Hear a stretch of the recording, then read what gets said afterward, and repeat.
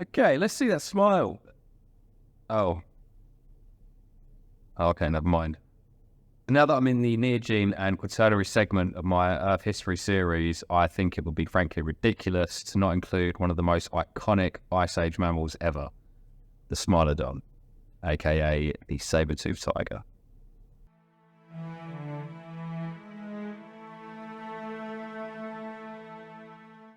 So just to clarify, the term saber-toothed tiger or saber-toothed lion or saber-toothed cat is an informal term that usually refers to any number of animals within this family. But the most iconic member of this family, which I'll be talking about today, is the genus Smilodon. The genus was first named back in 1842 after Danish naturalist Peter Wilhelm Lund collected fossil material from caves in Brazil, including teeth and foot bones, which he initially mistook for a hyena, noting that they were bigger than that of any extant cat. Some of the teeth found were indeed the famous canines, which Lund used as inspiration for his naming of the new species, Smilodon populator. Smilodon meaning two-edged knife tooth, and populator actually meaning destroyer. I can think of a few less cool names than knife tooth destroyer. Afterwards, two more species were named by Joseph Lady and Edward Drinker Cope, with Lady naming S. fatalis and Cope naming S. gracilis, all three of which I'll be explaining the main differences between soon enough. So, are you worried that your house cat might be a Smilodon in disguise? I'm on to you. Well, let's take a look at Smilodon so you can tell the difference.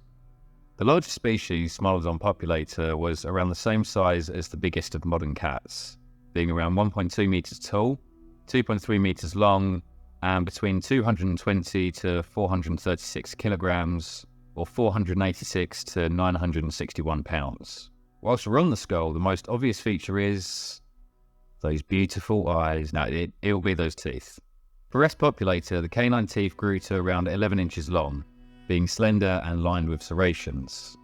The muzzle was short and broad, even for a cat, and the zygomatic arches or cheekbones were widely arched, hinting at a very strong bite force.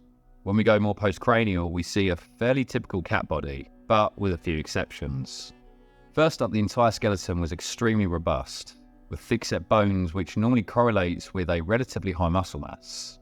This is especially true when we look at the front limbs of this animal, as they were quite a bit longer and thicker than the back ones, hinting at how Smilodon hunted, which I'll get into soon enough. It also had a tiny tail. These were general features seen across the genus proportionately, but when we look at S. fatalis, we see a slightly smaller and more gracile fawn, but one similar enough for paleontologists to question whether this was a different species or if we were seeing sexual dimorphism. S. gracilis, as the smallest species, was around the size of a jaguar at around 55 to 100 kilograms, or 120 to 220 pounds, and was the most gracile of the three. Now, Smilodon hasn't been found with direct evidence of fur, but I think we can all agree that it had it. Then again, if you ask all the people that doubt feathers on Deinonychus to apply the same logic, it could have been bald.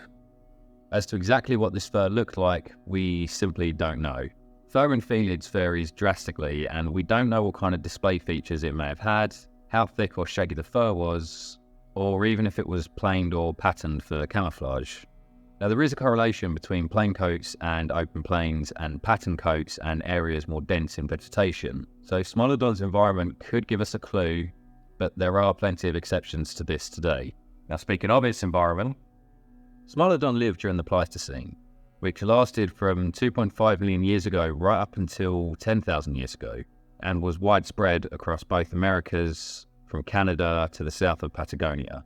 Now, if you remember from the last installment of my History of Earth series, there was an event during this time known as the Great American Interchange, in which a land bridge formed between North and South America, causing the fauna from both regions to commingle, with the North American groups faring much better. From what we can tell, Smilodon gracilis originated in North America, made its way into South America, and then gave rise to Smilodon populator, casting doubt on the sexual dimorphism theory. Now, there was a wide range of environments across here, with inhabitants from massive mammoths and mastodons, camels, deer, ground sloths, glyptodonts, and bison, with predators roaming around such as other saber-toothed cats like Homotherium and Xenosmilus, direwolves, short-faced bears, American lions, and the forest rackets, or terror birds, the latter two of which would have likely been in direct competition with Smilodon. Now, when it comes to the question of whether Smilodon inhabited open or closed environments, we seem to have some conflicting information. Isotope analyses of the animal's diet show that it primarily fed on large open environment herbivores, but looking at Smilodon's morphology, it doesn't really seem suited for this. Open plain hunting, whilst an element of ambush is often used, requires a lot more pursuit predation, and Smilodon is less runner and more wrestler. Those relatively small back legs wouldn't have been great for running, but those relatively large muscular front limbs would have been great for holding onto and pulling down prey, supported by the various impact and constant use injuries seen in these areas when compared to pursuit predators. We can also tell from the heel bone that Smilodon was likely a good jumper, lending more to the idea that this animal would hide from, ambush, and then wrestle down large prey items. So, what were those huge lashes for? Well, despite appearances, these canines were actually quite delicate, being particularly weak to lateral movements. So it's unlikely that Smilodon used its jaws to restrain and suffocate its prey like modern cats do, nor could they have bitten into bone. The only tangible option left would have been to subdue the prey with the powerful forelimbs, and then delivering the killing strike with quick slashing or stabbing bites.